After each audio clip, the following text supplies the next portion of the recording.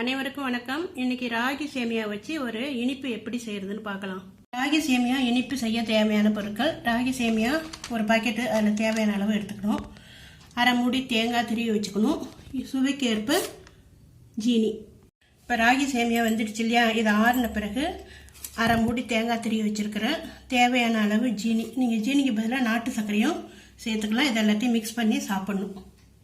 ஒரு பாக்கெட் ராகி சேமியா, அதில் ஒரு 180 இருந்தது, நான் 150 கிராம். அதை தண்ணி முழுகிற அளவுக்கு போட்டு உப்பு போட்டு ஒரு 3 நிமிஷம் கொதிக்க வச்சு வடிகட்டணும். கேஸ் ஆன் பண்ணி ஒரு இட்லி பானையில் 1 லிட்டர் தண்ணி ஊற்றிக்கணும்.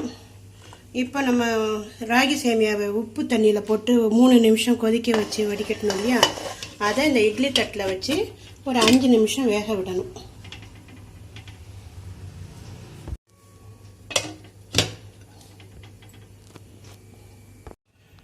இப்போ இந்த சேமியா வெந்திருக்கும். கேஸ் ஆஃப் பண்ணிவிட்டு இந்த சேமியா எடுத்து கொஞ்சம் ஆற வைக்கணும். ஆற வச்சுட்டு தான் தேங்காயும் ஜீனியும் போட்டு கலந்து சாப்பிட்ணும்.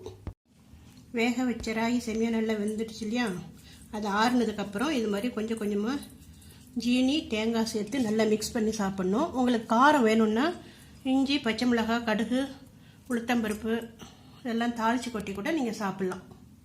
இப்பொழுது சுவையான, சத்தான, இனிப்பான ராகி சேமியா ரெடி ஆயிடுச்சு.